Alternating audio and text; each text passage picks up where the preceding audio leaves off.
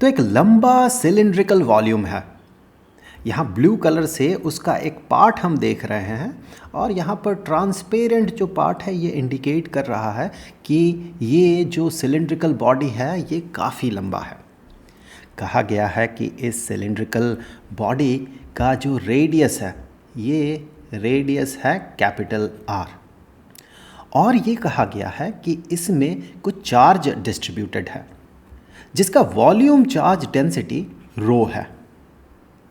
अब क्या होता है कि एक पार्टिकल सर्कुलर पाथ में इस बॉडी के चारों तरफ इस तरह से रिवॉल्व कर रहा है। जिस पार्टिकल में चार्ज है स्मॉल लेटर क्यू, हमें ये पता करना है कि इस पार्टिकल में जो कि इसमें रिवॉल्व कर रहा है, इसके चारों तरफ मूव कर रहा है यानी वेलोसिटी है, तो इसका काइनेटिक एनर्जी कितना होगा। चलिए एक बार क्वेश्चन को देख लेते हैं। ये IIT-JEE मेन 2022 का एक क्वेश्चन है। कहा गया है कि एक लॉन्ग सिलिंड्रिकल वॉल्यूम है जिसमें कि चार्ज डिस्ट्रीब्यूटेड है with volume charge density, this is volume charge density, so जिसमें वॉल्यूम चार्ज डेंसिटी रो है। The radius of the cylindrical volume, मतलब इस सिलेंडर का रेडियस r है।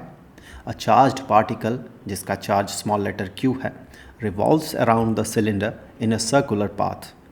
The kinetic energy of the particle is, यहाँ पर अगर आप ऑप्शन देखें तो एक इंटरेस्टिंग चीज़ आप पाएंगे कि वो जो पार्टिकल जो सर्कुलर पाथ में घूम रहा है उस सर्कुलर पाथ के रेडियस पे इसका काइनेटिक एनर्जी डिपेंड नहीं करेगा। यानी कि चाहे वो छोटा रेडियस में घूमे या बड़ा रेडियस में घूमे उसका स्पीड सेम रहेगा। ये बड़ा ही इंटरेस्टिंग सिनेरियो है। तो चलिए देखते हैं इसे सॉल्व कैसे किया जाए। तो सबसे पहले देखिए, हम अगर इस पॉइंट में इलेक्ट्रिक फील्ड पता कर ले, इलेक्ट्रिक फील्ड का मैग्नीट्यूड कितना होगा ये अगर हम पता कर ले, तो फिर उस इलेक्ट्रिक फील्ड में इसे पता करने के बाद बहुत सारे तरीके हैं। हम दो तरीके पे बात करेंगे कि यहाँ पर इलेक्ट्रिक फील्ड कैसे पता किया जा सकता है। तो इलेक्ट्रिक फील्ड पता करने के बाद इलेक्ट्रिक फील्ड इस पॉइंट में मल्टीप्लाइड विद दिस चार्ज, इसे अगर मल्टीप्लाई कर दे चार्ज के साथ तो हम फोर्स पता कर सकते हैं। Force is equal to electric field किसी पॉइंट का और मल्टीप्लाइड विद उस पॉइंट में रखा गया चार्ज। तो यहाँ से हम इस बॉडी पे लगा हुआ फोर्स पता कर सकते हैं। सो ऑब्वियसली ये अट्रैक्टिव फोर्स होगा, अट्रैक्टिव फोर्स होगा तब जाके ये रिवॉल्व करेगा। सो ये जो रिवॉल्व कर रहा है सर्कुलर पाथ में, हम साइड व्यू देख रहे हैं इसीलिए चपटा दिख रहा है, वैसे ये सर्कल है, ऊपर से देखेंगे तो सर्कल दिखेगा। तो ये सर्कुलर पाथ में जो रिवॉल्व कर रहा है उसके लिए सेंट्रीपिटल एक्सेलरेशन चाहिए, यानी कि एक सेंट्रीपिटल फोर्स चाहिए होगा, जो कि ऑब्वियसली होता है इसका मास, इस बॉडी का मास इनटू इसका वेलोसिटी डिवाइडेड बाय वेलोसिटी का स्क्वायर डिवाइडेड बाय ये जिस रेडियस में रिवॉल्व कर रहा है। तो चलिए यहाँ पर मैं ड्रॉ कर लेता हूँ ये किस रेडियस में रिवॉल्व कर रहा है। यहाँ से लेके मैं इस तरह से इसे आगे बढ़ा देता हूँ ऐसे, एंड लेट अस से कि ये जो रेडियस है that radius is small letter r। तो mv²/r ये होता है सेंट्रीपिटल फोर्स जब v वेलोसिटी से कोई रिवॉल्व कर रहा हो और साथ ही साथ उसका रेडियस r रेडियस के सर्कुलर पाथ में रिवॉल्व कर रहा हो, तो ये फोर्स होता है, that should be equal to this force. चलिए इसे मैं Fe कर देता हूँ, दैट Fe, F सब E। तो यहाँ से हमसे पूछा गया kinetic energy, and kinetic energy is half mv²। तो यहाँ से इस वैल्यू से हम आसानी से यहाँ तक पहुँच सकते हैं। तो हमारा अभी जो मेन काम है वो मेन काम ये है कि इलेक्ट्रिक फील्ड पता करना सबसे पहले। तो इलेक्ट्रिक फील्ड इस केस में हम दो तरीके से पता कर सकते हैं। सबसे पहले तो आप ये देखें यहाँ पर जो इलेक्ट्रिक फील्ड लाइंस बनने वाले हैं, जो यहाँ पर इलेक्ट्रिक फील्ड लाइंस बनेंगे वो सिलिंड्रिकल सिमेट्री शो करेगा। कुछ इस तरह से नॉर्मली बाहर की तरफ निकलेगा इस सिलिंड्रिकल वॉल्यूम से, कुछ ऐसे और ऐसे, कुछ इस तरह से normally outward electric field lines होंगे। इसके नीचे अगर देखें फील्ड लाइंस ऐसे होंगे। ऐसा ही सिनेरियो हमें कहाँ पर दिखता है, अगर हम लॉन्ग वायर, एक लंबा सा वायर लेते हैं, सो लॉन्ग वायर से निकला हुआ इलेक्ट्रिक फील्ड लाइंस कुछ ऐसा ही होता है, जिसमें कि सिलिंड्रिकल सिमेट्री दिखता है। एक लंबा सा वायर अगर हो, बहुत लंबा वायर, मैं छोटा सा पार्ट उसका ड्रॉ कर रहा हूँ, यहाँ से निकला हुआ इलेक्ट्रिक फील्ड लाइन कुछ ऐसे ऐसे इस तरह से निकलता है, सिलिंड्रिकल सिमेट्री फॉलो करता है वो। ये एक प्लेन में रहता है, एक पॉइंट से निकला हुआ इलेक्ट्रिक फील्ड लाइंस एक प्लेन में होता है, जिस पे कि ये वायर, जिसके सेंटर से ये वायर जो है नॉर्मल रहता है।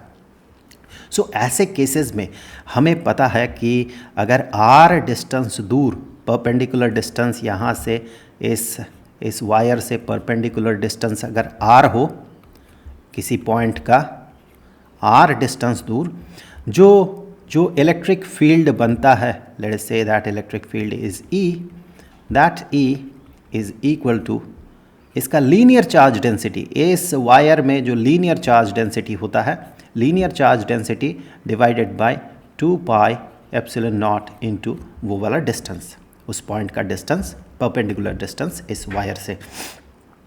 अब आप गौर करें, यहाँ पर भी इलेक्ट्रिक फील्ड लाइंस जिस तरह से बाहर निकल रहा है सिलिंड्रिकल सिमेट्री से, यहाँ पर भी इलेक्ट्रिक फील्ड लाइंस वैसे ही बाहर निकलता है।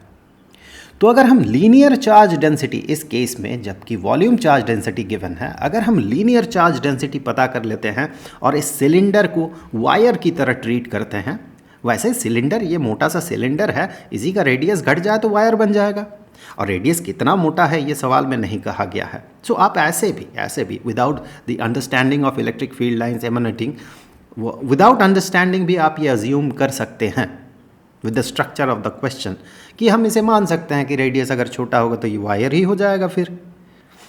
तो उस तरीके से अगर सोचा जाए तो हम इसका अगर लीनियर चार्ज डेंसिटी पता कर लेते हैं, and what is linear charge density?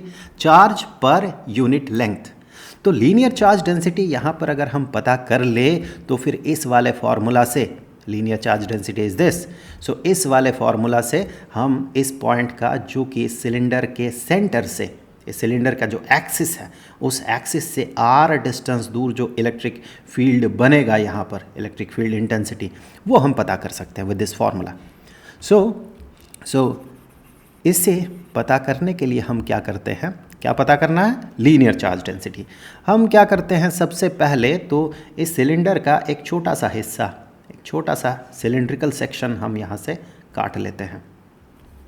सो यहाँ से एक छोटा सा सिलेंड्रिकल सेक्शन हमने यहाँ से ऑब्ज़र्व किया, जिसका कि लेंथ जो है, या हाइट कह सकते हैं आप, x है। तो फिर आप देखें इसका वॉल्यूम जो होगा, उसके साथ volume charge density which is rho, इसे मल्टीप्लाई कर देंगे तो हमें इतना सा जगह पे जो चार्ज है वो पता चल जाएगा। अब x लेंथ पे उतना चार्ज है, तो वहाँ से हम लीनियर चार्ज डेंसिटी पता कर सकते हैं। तो सबसे पहले हम मान लेते हैं यहाँ पर जो चार्ज है Q है, इस सिलेंड्रिकल पार्ट में, इस वाले पार्ट में। सो यहाँ से हम कह सकते हैं उस सिलेंड्रिकल पार्ट का जो वॉल्यूम है V, that will be equal to, इसका रेडियस कितना है, R है सिलेंडर का रेडियस, तो pi R squared into height, ये बेस का एरिया हो गया, ये उसका हाइट हो गया x, तो ये हो गया वॉल्यूम। सो चार्ज कंटेंड, उस वॉल्यूम में charge contained is equal to वो वाला जो वॉल्यूम है, दिस इज द वॉल्यूम, उसके साथ वॉल्यूम चार्ज डेंसिटी मल्टीप्लाई कर दें। अब ये जो लीनियर चार्ज डेंसिटी है, लीनियर चार्ज डेंसिटी होता है चार्ज कंटेंड डिवाइडेड बाय कितने लेंथ में वो चार्ज कंटेन किया गया, मतलब चार्ज पर यूनिट लेंथ। अब चार्ज तो है pi R squared x rho, उसे अगर x से डिवाइड करते then we will have pi capital R squared rho. तो ये बन गया लीनियर चार्ज डेंसिटी, अगर इसे हम वायर की तरह ट्रीट करें तो। अब इलेक्ट्रिक फील्ड अगर हम पता करें, then we say electric field is equal to linear charge density which is pi capital R squared rho divided by 2 pi epsilon naught R। That mean that is equal to pi pi cancel हो जाएगा, यहाँ से पाई को cancel कर दे, and that is equal to capital R squared rho divided by 2 epsilon naught small letter r। यहाँ पर कैपिटल R जो है सिलेंडर का रेडियस है और स्मॉल r जो है ये सर्कुलर पाथ का रेडियस है, जिस सर्कुलर पाथ पे ये चार्ज पार्टिकल रिवॉल्व कर रहा है। तो इस तरह से हम इलेक्ट्रिक फील्ड पता कर रहे हैं या कर सकते हैं।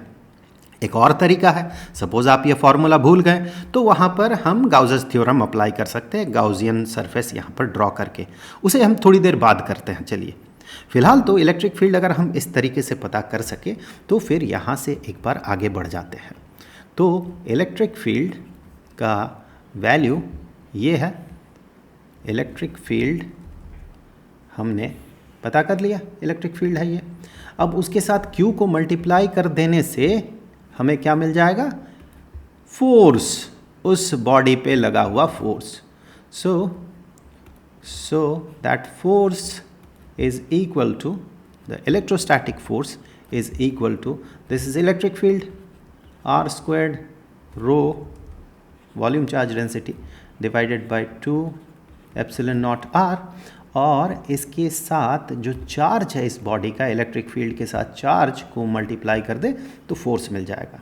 Now this mv squared by R, that mv squared by R is equal to this force.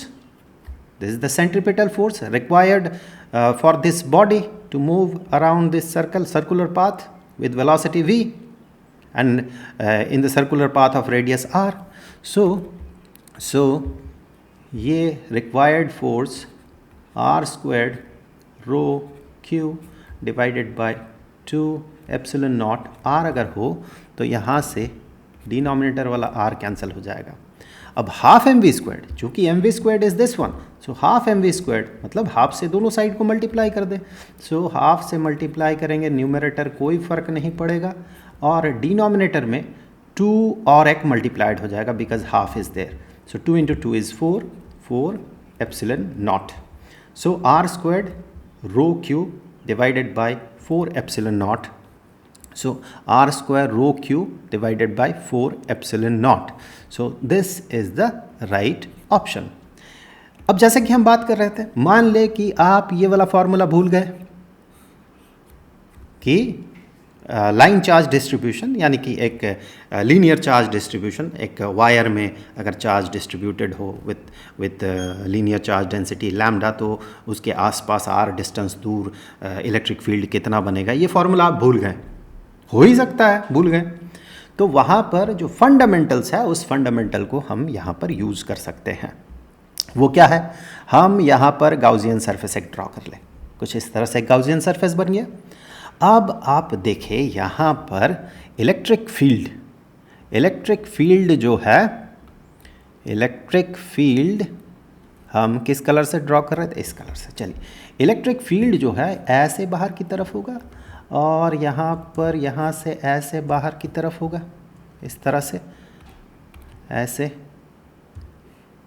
बाहर की तरफ, जो कि सिलेंड्रिकल सिमेट्री को फॉलो करेगा और इस सरफेस पे नॉर्मल होगा, इस सरफेस पे, इस वाले कर्व्ड सरफेस पे नॉर्मल होगा। इस तरह से इलेक्ट्रिक फील्ड लाइन जो है ऐसे बाहर निकलेगा और ये कर्व्ड सरफेस पे नॉर्मल होगा। इलेक्ट्रिक फील्ड लाइन अगर आप ऊपर वाले सरफेस को देखें, टॉप सरफेस पे देखें, तो उस पे टेंजेंशियल होगा, हमेशा उसे सट के पार होगा, उसे काटेगा नहीं। नीचे वाले सरफेस में भी वही होगा, उसे काटेगा नहीं। यानी कि इलेक्ट्रिक फ्लक्स इस सरफेस में इलेक्ट्रिक फ्लक्स, टॉप सरफेस में इलेक्ट्रिक फ्लक्स ज़ीरो बन जाएगा। सिमिलरली बॉटम सरफेस पे, जो बॉटम सरफेस है वहाँ पर भी इलेक्ट्रिक फ्लक्स ज़ीरो बन जाएगा, सिर्फ इस कर्व्ड सरफेस में इलेक्ट्रिक फ्लक्स बनेगा। हम मान लेते हैं ये जो सिलेंड्रिकल वॉल्यूम हमने यहाँ पर गाउसियन सरफेस हमने कंसीडर किया है, क्लोज्ड सरफेस, ये कर्व्ड सरफेस और ये top surface and bottom surface मिलके क्लोज्ड सरफेस बनेगा। इसका लेंथ x मान सकते हैं हम, चलिए h मान लेते हैं, इसका हाइट जो है h मान लिया हमने। अब देखिए गाउसियन सरफेस कितना चार्ज को कंटेन किया हुआ है। ये गाउसियन सरफेस, ये जो सिलेंडर है, ये जो सिलेंडर है, ये इस तरह से जो सिलेंडर के भीतर जो चार्ज है, मेन सिलेंडर के भीतर जो चार्ज है, ये गाउसियन सरफेस इतना सा चार्ज को कंटेन किया हुआ है। और यहाँ पर आप देखें इसका जो हाइट होगा, obviously that height will be equal to the height of this Gaussian cylinder, वो हाइट h हो जाएगा। और यहाँ पर चार्ज कंटेन्ड लेट अस से कि Q डैश है, इस बार Q डैश मान रहा है क्योंकि इस केस में हमने Q माना था। सो गाउसियन सरफेस के भीतर चार्ज Q डैश है, वो कितना होना चाहिए? आप यहाँ इस सिलेंडर का वॉल्यूम देख ले कितना होगा। वॉल्यूम होगा पाई आर स्क्वायर्ड h, ये इस वाले सिलेंड्रिकल पार्ट का वॉल्यूम हो जाएगा। और उसमें इतना वॉल्यूम चार्ज डेंसिटी से चार्ज डिस्ट्रीब्यूटेड है, तो टोटल चार्ज जो है इतना हो जाएगा। अब ये गाउसियन सरफेस जो है, ये गाउसियन सरफेस इतना चार्ज को कंटेन किया हुआ है। और हमें पता है कि electric flux is equal to कोई भी क्लोज्ड सरफेस, यहाँ पर ये गाउसियन सरफेस क्लोज्ड सरफेस है, कोई भी क्लोज्ड सरफेस कितना चार्ज कंटेन किया हुआ है। तो इस केस में ये गाउसियन सरफेस जो चार्ज कंटेन किया हुआ है दैट इज़ Q डैश, और flux is equal to closed surface का flux is equal to charge contain divided by epsilon naught. ये है गाउसेस थ्योरम।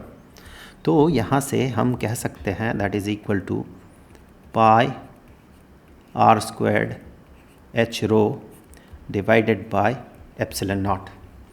तो ये टोटल फ्लक्स हो गया इस गाउसियन सरफेस का।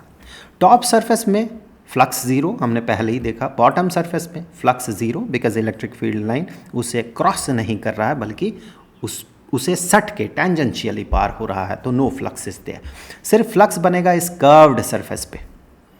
अब कर्व्ड सरफेस के हर एक पॉइंट में, चूंकि कर्व्ड सरफेस का हर एक पॉइंट नॉर्मली इस अंदर वाले सिलेंडर से बराबर डिस्टेंस दूर है, मतलब हर एक पॉइंट इस सिलेंडर के लिए आइडेंटिकल है, तो हर एक पॉइंट में इक्वल इलेक्ट्रिक फील्ड बनेगा, इक्वल मैग्नीट्यूड का मुझे कहना चाहिए, इक्वल मैग्नीट्यूड का इलेक्ट्रिक फील्ड बनेगा। और हमने पहले ही देखा कि इलेक्ट्रिक फील्ड जो है ये नॉर्मली आउटवर्ड होगा इस कर्व्ड सरफेस से, बिकॉज ये सिलेंड्रिकल सिमेट्री फॉलो करेगा, ये जो इलेक्ट्रिक फील्ड लाइन्स है वो। तो अगर हम फ्लक्स उस हिसाब से पता करें यहाँ पर, तो flux will be equal to electric field, let us say इस पॉइंट में इलेक्ट्रिक फील्ड E है, E इंटू जो सरफेस एरिया है वो, क्योंकि सिंपली नॉर्मली आउटवर्ड हो रहा है तो यहाँ पर कोसाइन ऑफ थीटा या इंटीग्रेशन इसकी ज़रूरत नहीं पड़ती है। सिंपली इलेक्ट्रिक फील्ड का मैग्नीट्यूड इंटू सरफेस एरिया जो है वो कर दे तो आपको फ्लक्स मिल जाएगा। तो शर्त क्या होता है उसके लिए, इस सिंपल यहाँ पर मैं लिख दूँ, यहाँ पर जो सरफेस एरिया होगा, पहले मैं उसे लिख लेता हूँ फिर शर्त पे बात करेंगे। यहाँ जो सरफेस एरिया होगा कर्व्ड सरफेस का वो होगा 2 पाई r, या यहाँ पर स्मॉल लेटर r होगा बिकॉज इसका रेडियस, इस सिलेंड्रिकल वॉल्यूम जो गाउसियन सरफेस है इसका जो रेडियस है वो स्मॉल लेटर r है। सो 2 पाई r इंटू h, तो ये हो गया कर्व्ड सरफेस का एरिया।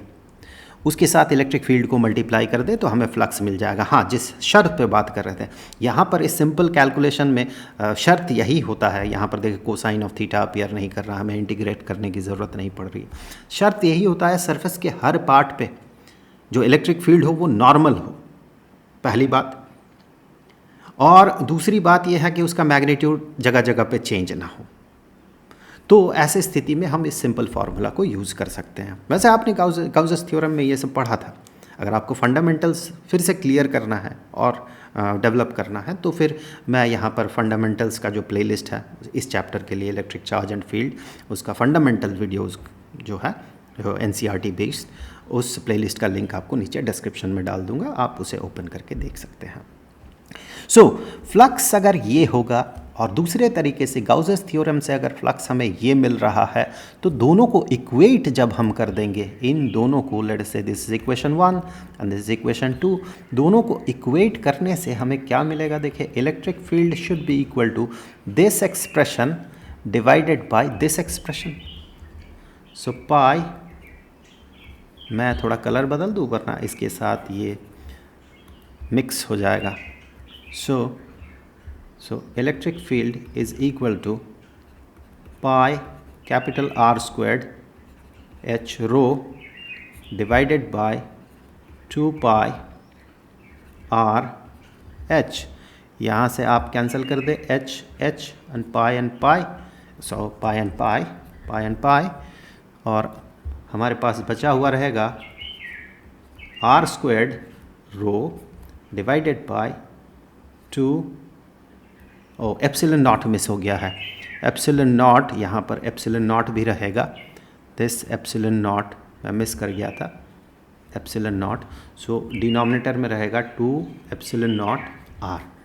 आप देखें जब हम इसे लाइन की तरह ट्रीट करके लीनियर चार्ज डेंसिटी से हम पता कर रहे थे इलेक्ट्रिक फील्ड, तो हमें ये मिला था। अगर आप फॉर्मूला भूल जाएं ये वाला, देन आप गाउस थ्योरम से इसे डिराइव कर सकते हैं, हमें यही वाला इलेक्ट्रिक फील्ड मिलेगा। Then the process is the same, electric field हमने पता कर लिया, फिर फोर्स से सेंट्रीपिटल फोर्स उसे इक्वेट कर देंगे, वहाँ से half mv squared which is kinetic energy, उसका हमें एक्सप्रेशन मिल जाएगा। तो IIT मेन के प्रीवियस ईयर्स क्वेश्चंस के सॉल्यूशंस का जो प्लेलिस्ट है इस चैप्टर के लिए इलेक्ट्रिक चार्ज एंड फील्ड, उस प्लेलिस्ट का लिंक आपको नीचे डिस्क्रिप्शन बॉक्स में मिल जाएगा।